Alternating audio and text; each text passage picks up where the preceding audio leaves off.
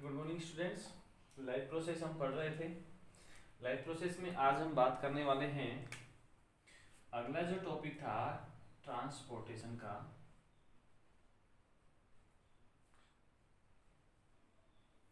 तो आज हम ट्रांसपोर्टेशन के बारे में बात करेंगे।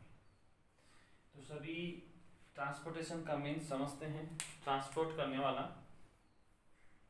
तो ट्रांसपोर्टेशन में मेनली जो ह्यूमन बींग्स हैं उनमें ट्रांसपोर्टेशन की प्रोसेस जो होगी वो ब्लड के थ्रू होगी। ब्लड जो है बॉडी के अंदर ट्रांसपोर्ट का कार्य करता है। ब्लड वेसल्स में फ्लो होता है। ब्लड किन में फ्लो होगा? ब्लड वेसल्स के अंदर। तो आज हम बात करने वाले हैं ट्रांसपोर्टेशन के बारे में, जो ब्लड के थ्रू ऑल ह्यूमन बींग्स के अंदर या ऑल एनिमल्स में any nutrients, components, H2O and oxygen सभी को ट्रांसपोर्ट करता है बॉडी के ईच पार्ट तक या ईच सेल तक। उसके बारे में आज डिस्कशन करने वाले हैं, जो है ब्लड। पहले मैं ब्लड के बारे में थोड़ा सा डिस्कशन कर लेता हूं कि ब्लड क्या है। तो ब्लड कनेक्टिव टिश्यूज से बना होता है। तो राइट करना फर्स्ट पॉइंट इसका कि blood is a fluid connective tissue. Blood क्या है? Fluid connective tissue.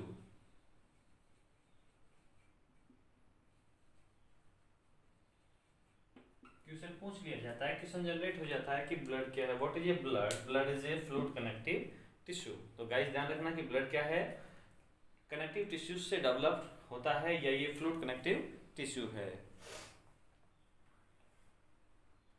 सेकेंड हम ब्लड की बात करते हैं कि जो ब्लड है वो ह्यूमन बीइंग में ह्यूमन बीइंग में जो ब्लड है, ह्यूमन बीइंग की बात करेंगे हम। ह्यूमन बीइंग में जो ब्लड है 5 से 6 लीटर, अबाउट 5 to 6 लीटर होता है। यानी कि क्वेश्चन पूछ लिया जाए कि ह्यूमन में ब्लड की क्वांटिटी क्या होती है, तो ह्यूमन में ब्लड अबाउट 5 से 6 लीटर प्रेजेंट होता है। थर्ड बात हम करेंगे कि जो ब्लड है in human has 70% part of total body weight.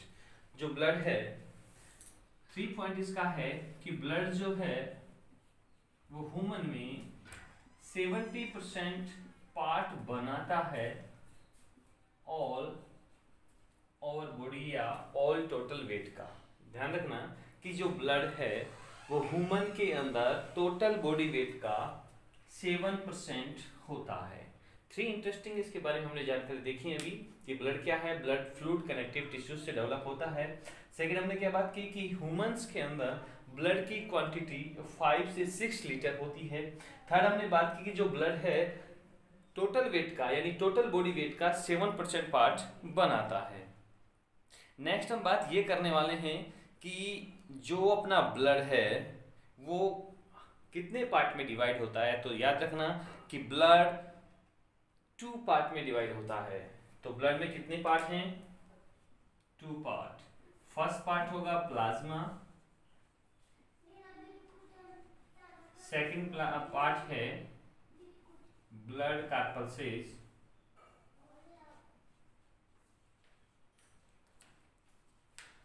Blood में मेनली 2 पार्ट हैं, प्लाज्मा एंड ब्लड कार्पल्सेस। आगे हम बात करते हैं कि ये जो ब्लड है किन में फ्लो होगा? ब्लड वेसल्स के अंदर। तो ब्लड वेसल्स के अंदर फ्लो होता है और कनेक्टिव टिश्यूज से डेवलप होता है। ह्यूमन में इसकी क्वांटिटी 5 से 6 लीटर होती है। ब्लड टोटल बॉडी वेट का 7% पार्ट बनाता है। ब्लड के अंदर 2 पार्ट होते हैं, प्लाज्मा एंड ब्लड कार्पल्सेस। आगे हम बात करते हैं कि जो ब्लड है उसका ओरिजिन कहाँ से होगा, ब्लड का कलर कैसा होता है। तो गाइस देखिए, जो ब्लड है सबसे पहले हम बात कर लेते हैं कि जो ब्लड होगा उसका पीएच कितना होगा। ब्लड जो है उसका पीएच का मतलब होता है, पी का मतलब पावर, एच का मतलब hydrogen, it means pH means power of hydrogen किसी भी सॉल्यूशन के अंदर कितना है। तो याद रखना कि ब्लड जो है उसका पीएच होगा 7.35 से 7.45। Guys remember this, blood pH about 7.35 to 7.45। यहाँ पीएच जो है, P means power, H means hydrogen की है, इस ब्लड में पावर ऑफ हाइड्रोजन कितना है। सेकेंड हम बात करते हैं कि जो ब्लड है उसका पीएच हमने देखा। ब्लड जो है ब्लड वेसल्स में फ्लो होता है। अब ब्लड जो है उसका कलर कैसा होता है, सभी को पता है ब्लड जो है रेड कलर का होता है। ब्लड कैसा होता है, रेड कलर। लेकिन ये जो रेड कलर है ब्लड का किसकी प्रेजेंस में होता है, तो ध्यान रखना, the red colour of blood is due to Hb। Blood का रेड कलर Hb की प्रेजेंस के कारण होता है, या Hb रेस्पॉन्सिबल होता है ब्लड के रेड कलर के लिए। नेक्स्ट बात हम इसमें करेंगे कि जो ब्लड है फॉर्म्ड कहाँ होता है, तो ध्यान रखना blood formed are in bone marrow. जो ब्लड है वो फॉर्म कहाँ होगा, ब्लड फॉर्म्ड, तो नॉर्मली ब्लड जो है वो बोन मैरो के अंदर फॉर्म्ड होता है। तो गाइस आपको इनको सावधानी पूर्वक रीड करते हुए चलना है। इजी टॉपिक है आपका ये। ब्लड जो है आपने ब्लड को देखा भी होगा। ब्लड का pH 7.35 to 7.45। Blood colour red colour किसकी वजह से, Hb की प्रेजेंस की वजह से।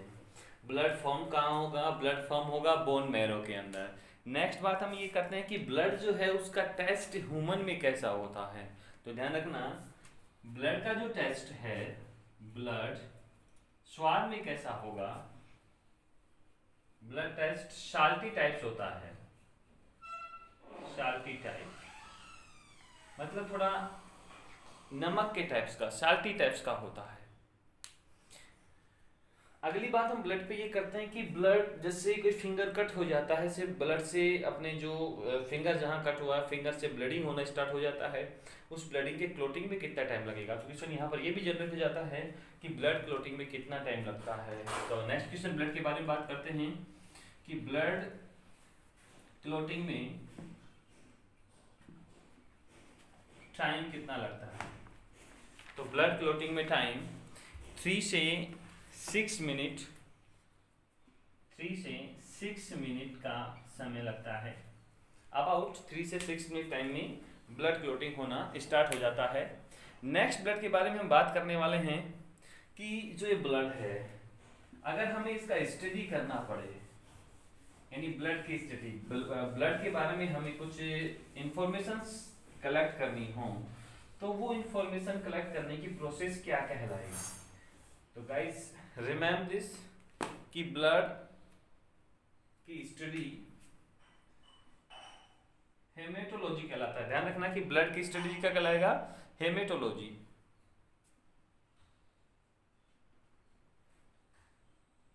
Haematology means study of blood, यानी कि ब्लड की स्टडी हेमेटोलॉजी कहलाती है। नेक्स्ट बात हम ब्लड में ये करने वाले हैं कि जो ब्लड की क्वांटिटी होती है, देखो ब्लड जो होता है 5 से 6 लीटर होता है, लेकिन जो ब्लड की क्वांटिटी है इन मेल में कितनी होगी।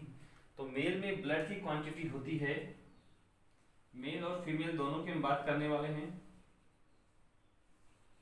कि मेल में ब्लड की क्वांटिटी कितनी होगी एंड फीमेल में कितनी होगी। सबसे पहले मेल की बात करते हैं। तो मेल में ब्लड की क्वांटिटी 14 to 16 ग्राम पर डेसीलीटर के बेस से प्रेजेंट होती है, जबकि फीमेल में 12 से 14 ग्राम पर डीएल के हिसाब से होता है। तो यहाँ पे क्वेश्चन पूछ लिया जाता है कि मेल में ब्लड की क्वांटिटी कितनी होती है, तो 14 से 16 ग्राम पर डेसीलीटर, जबकि फीमेल में 12 से 14 ग्राम पर डेसीलीटर। अब अगली हम बात करते हैं कि जो हमने ब्लड को 2 पार्ट में डिवाइड किया है, ब्लड को 2 पार्ट में हमने डिवाइड किया है।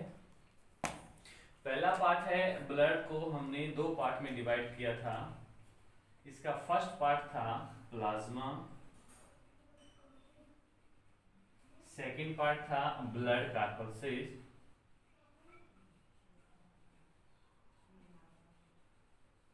तो गाइस ध्यान रखना, ये मोस्ट इंपॉर्टेंट टॉपिक है बोर्ड के लिए। अमूमन इसमें जनरली क्वेश्चंस यहाँ से अटेम्प्ट हो जाते हैं।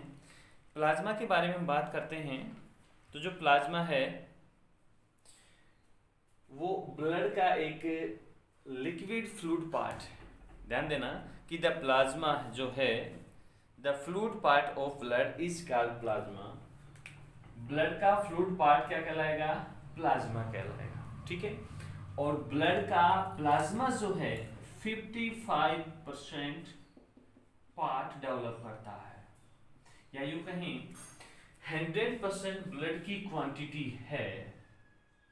तो इस 100% ब्लड में 100% ब्लड की क्वांटिटी है, इस 100% ब्लड के अंदर गाइस 55% प्लाज्मा होगा एंड 40 से 45% ब्लड कार्पल्सेस होगी। अमूमन क्वेश्चन पूछ लिया जाता है कि ब्लड में प्लाज्मा की प्रेजेंस या परसेंटेज कितनी होती है।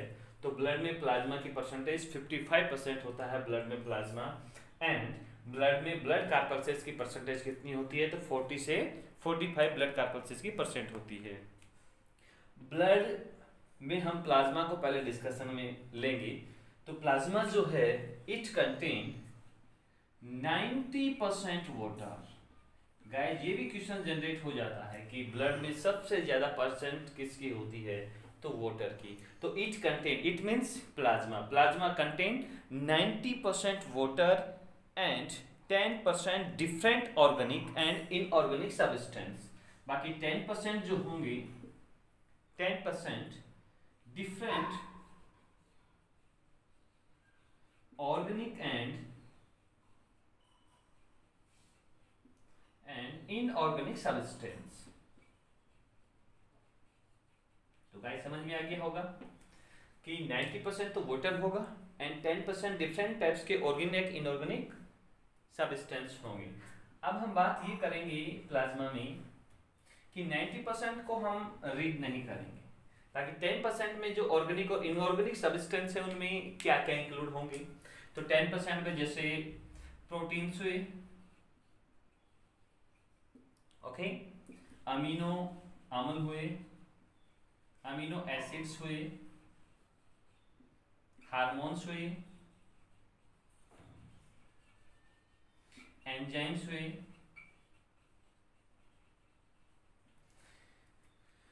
फैटी एसिड हुए, ईटीसी। यानी कि ऑर्गेनिक एंड इनऑर्गेनिक सब्सटेंस के अंदर अपने प्लाज्मा में 10% जो उनकी क्वांटिटी होगी उनमें ये चीजें प्रेजेंट होंगी। प्लाज्मा में मेनी टाइप्स की प्रोटीन्स होती हैं, जैसे haemoglobin, globulin, fibrinogen, prothrombin. Many types की प्रोटीन्स अपने प्लाज्मा में प्रेजेंट होती हैं। तो गाइस हमने अभी देखा है कि ब्लड के 2 पार्ट हैं, प्लाज्मा एंड ब्लड कार्पल्सेस। ब्लड में जो प्लाज्मा है वो ब्लड का 55% पार्ट बनाता है, जबकि ब्लड कार्पल्स जो है 40 से 45% पार्ट बनाती हैं। नेक्स्ट बात हम ये करते हैं कि हम प्लाज्मा की कंटेंट देखते हैं। तो प्लाज्मा में 90% तो वाटर होता है एंड 10% डिफरेंट ऑर्गेनिक सब्सटेंस होते हैं, ऑर्गेनिक एंड इनऑर्गेनिक सब्सटेंस होते हैं। हम बात अब ये कर लेते हैं कि 10% में क्या क्या आते हैं। 10% में प्रोटीन्स भी आएंगे, अमीनो एसिड्स भी प्रेजेंट होंगे अपने प्लाज्मा के अंदर, हार्मोन्स भी प्रेजेंट होंगे, एंजाइम्स भी इसके अंदर प्रेजेंट होते हैं और फैटी एसिड प्रेजेंट होंगे। प्रोटीन्स के अंदर ग्लोबुलिन प्रोटीन्स होगा, फाइब्रिनोजन प्रोटीन्स होंगे, प्रोथ्रोम्बिन, थ्रोम्बोप्लास्टिन, डिफरेंट टाइप्स के प्रोटीन इसमें प्रेजेंट होते हैं। नेक्स्ट क्वेश्चन यहाँ पर ये आता है, जो प्लाज्मा है, प्लाज्मा में एंटीबॉडी प्रेजेंट होते हैं। ध्यान रखना, क्वेश्चन पूछ लिया जाता है, एंटीबॉडी प्रेजेंट होते हैं प्लाज्मा के अंदर, जबकि ब्लड कार्पल्सेस के अंदर एंटीजन प्रेजेंट होते हैं। क्वेश्चन पूछ लिया जाता है कि प्लाज्मा में क्या प्रेजेंट होगा, एंटीबॉडीज। ब्लड कार्पल्सेस जो हैं उनमें एंटीजेंस पाए जाएंगे। ब्लड कार्पल्सेस में ओनली आरबीसी की सरफेस पे पाए जाएंगे एंटीजेंस। ध्यान रखना, क्वेश्चन पूछ लिया जाता है कि आरबीसी की सरफेस पे प्रेजेंट विच जो बैक्टीरिया से या बैक्टीरिया जो डिजीज कंडीशन से अपने को फाइट करने के लिए रेस्पॉन्सिबल होती है वो क्या है, एंटीजेंस हैं।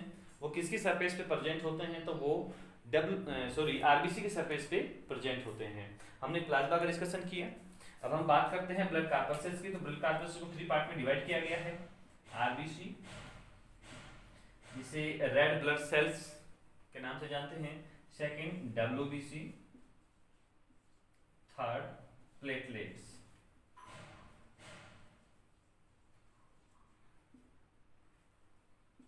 तो गाइस ध्यान रखना, हम ब्लड ट्रांसपोर्टेशन का मेन वर्कर जो है वो ब्लड है। और ब्लड में 2 पार्ट हैं, प्लाज्मा एंड ब्लड कार्पल्सेस। हमने कहा कि प्लाज्मा 55% पार्ट बनाता है ब्लड का, और ब्लड कार्पल्सेस 40 से 45% पार्ट बनाती हैं ब्लड का। ब्लड कार्पल्सेस 3 टाइप्स की होती हैं, आरबीसीज, डब्ल्यूबीसीज एंड प्लेटलेट्स। आरबीसीज की सरफेस पे एंटीजन प्रेजेंट होंगे, जबकि प्लाज्मा में एंटीबॉडी प्रेजेंट होती है। एंटीजन एंटीबॉडी की रिएक्शन के ड्यूरिंग एक स्ट्रक्चर बनती है जो हमें डिजीज से फाइट करने के लिए इम्यूनिटी को प्रोड्यूस करती हैं। अब क्वेश्चन में आपको यहाँ पर एक जनरेट हो जाता है कि ब्लड कार्पल्सेस जो हैं 40 से 45% है ब्लड के अंदर, इनकी परसेंटेज ब्लड में क्या कहलाती है। तो भाई ध्यान रखना कि ब्लड, ये ब्लड है, ब्लड में 2 पार्ट है, प्लाज्मा एंड ब्लड कार्पल्सेस। अब जो ब्लड कार्पल्सेस हैं उनकी परसेंटेज कितनी है, 40 से 45, वो परसेंटेज ब्लड में क्या कहलाएगी। तो ध्यान रखना कि ब्लड में ब्लड कार्पल्सेस की परसेंटेज जो है हेमेटोक्रीट कहलाती है।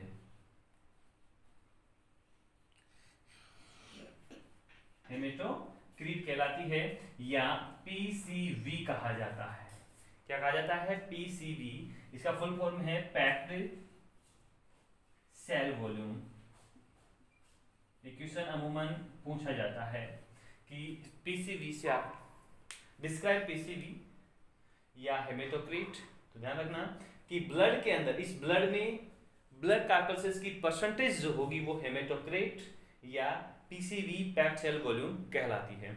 गाइस, ब्लड कार्पल्सेस के बारे में डिस्कशन हम अगले वीडियो में करेंगे, क्योंकि अगर वीडियो ज़्यादा बड़ा हो जाता है तो इंटरेस्टिंग नहीं रहता है उसको सुनने में या देखने में। सो आप इस ब्लड को भी केयरफुली रीड एंड राइट करेंगे।